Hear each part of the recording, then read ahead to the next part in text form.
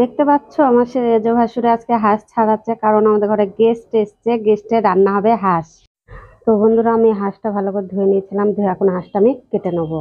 তো মাংসগুলো আমি ছোট ছোট পিস করে কেটে নেবো, ছোট ছোট পিস করে কেটে নিয়েছি। দেখো আমি হাঁসের মাথাটা তোমাদেরকে দেখাই, হাঁসটা কি সুন্দর ভাবে কেটে নিয়েছি, দেখো গন্ধটা কি সুন্দর। আর হাঁসের মাংস খেতে কে কে ভালোবাসে সেটা বলো। আর এই দেখো মাথাটা কে খেতে বেশি ভালোবাসে। মাংস আমার কাটা শেষ হয়ে গেছে, এখন আমি মাংসটা ভালো করে ধুয়ে নেবো, ধুয়ে জল ঝরাবো।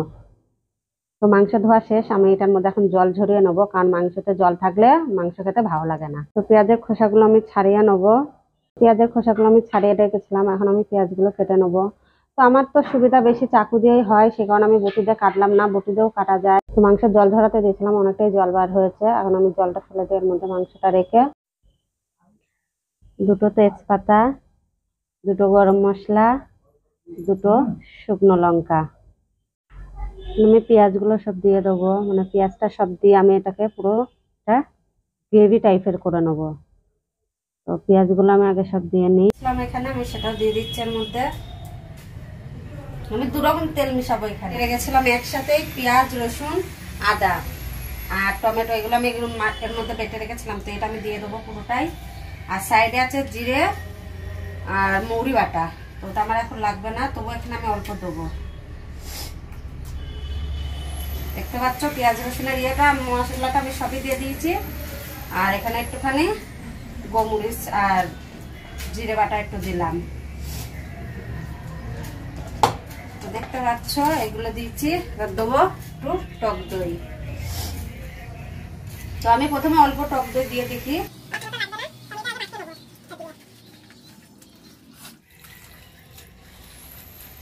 তো দেখতে পাচ্ছ আমি দইটা মানে মশলা কিছুটা দিয়ে আমি মাখিয়ে রেখে দিচ্ছি, দিয়ে পরে মানে জিরে মরিচ এগুলো দিয়ে পরে আমি আবার মাখাবো। তো দেখো আমি এখানে এটা দিয়ে ঢাকিয়ে রেখে দিচ্ছি। আমি আলু এখন ছাড়াবো, মানে এই আলু তো দেখো আমি 4টে আলু কেটে নিয়েছি, আর এটা টুকরো করবো।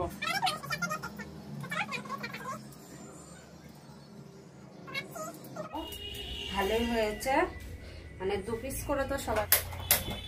তো আমার কড়াইটা তো সুবিধার না, আমি রান্না করছি সাদা তেলে, সর্ষে তেল শুধু আমি ওটার মধ্যে ইউজ করেছি।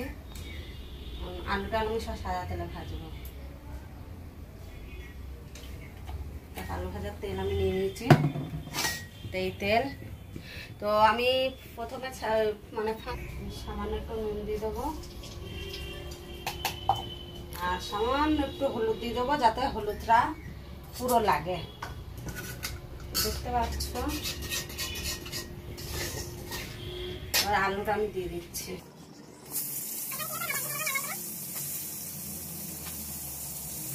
আমার কুকারটা তো ছোট, তা মানে হতো না, সে কারণে আমি কড়াইয়েই বানাবো এটা। তো আমি দেখো মাংসটা এখানে মাখিয়ে রেখেছিলাম, ওর মধ্যে আমি এখন দেবো সব মশলা। মশলা বলতে সবটা আগে দিয়েছি, আমি শুধু হলুদের গুঁড়ো আর মরিচের গুঁড়োটা আমি দেবো। এটা দিয়ে আরেকটু মাখিয়ে রাখবো আমি, কারণ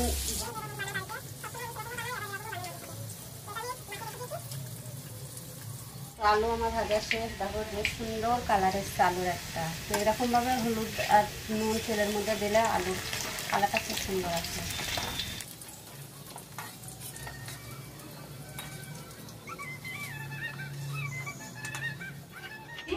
এটা দেবো সামান্য করতে নুন আর হলুদ দিয়ে দিলাম। তো কী হবে, এটা কম ফাটবে। তবু আমি গ্যাসটা কমিয়ে নিয়েছি, কারণ আমার এটা খুব ভয় লাগে। তো দেখো আমি এটা একবারে দেওয়ার চেষ্টা করবো, কারণ এটা ফাটে রান্নার জন্য। আমি এবার তুলে নেবো, এটা ভাজা হয়ে গেছে। তো এটা দিয়ে না আমি হাতাটা দিয়ে তুলে নিচ্ছি, কারণ আমি বাটিটার মধ্যে তেল তুলে নেবো, কারণ এতটা তেল আমার লাগছে না, কারণ পরে আবার তেল দিতে লাগবে। আমি এটার মধ্যে রাখো মাংসর মধ্যে দেবো। তো দেখো মাংসের কালারটা কিন্তু খুব সুন্দর এসছে। তো এটা আমি কষাবো সুন্দর করে এটাকে। তো আমি লবণটা তখন দিয়েছিলাম না, লবণটা আমি এখন দেবো কষানোর সময়। তো এখন আমি টমেটো কেটে রেখেছিলাম ওটা দেবো। টমেটো দিয়ে দিচ্ছি, এবার করছি আমি দেবো।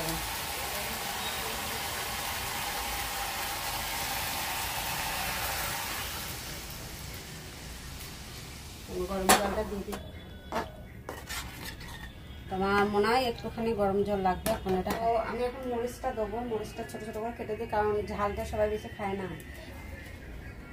আমি বাটবো যেটা ভেজে রেখেছিলাম পেঁয়াজ, ওইটা মনে হয় একটু ছোট হয়ে যাবে।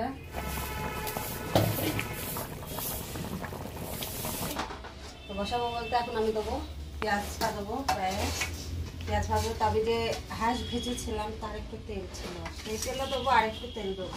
তোমাদের দেখাই তোমরা কে কে পছন্দ করো, তোমরা করো হাঁসের মাংস কার কার।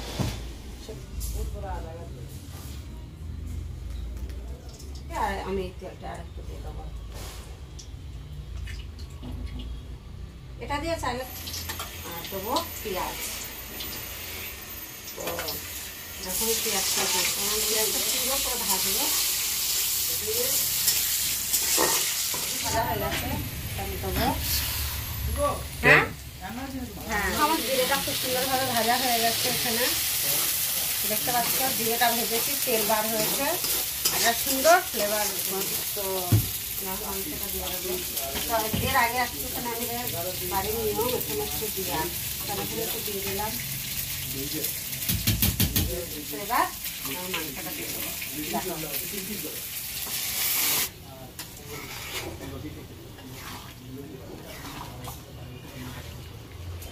তো আমি এখন এটা দিয়ে দিচ্ছি বাটাটা, সুন্দর করে নেড়ে নেবো।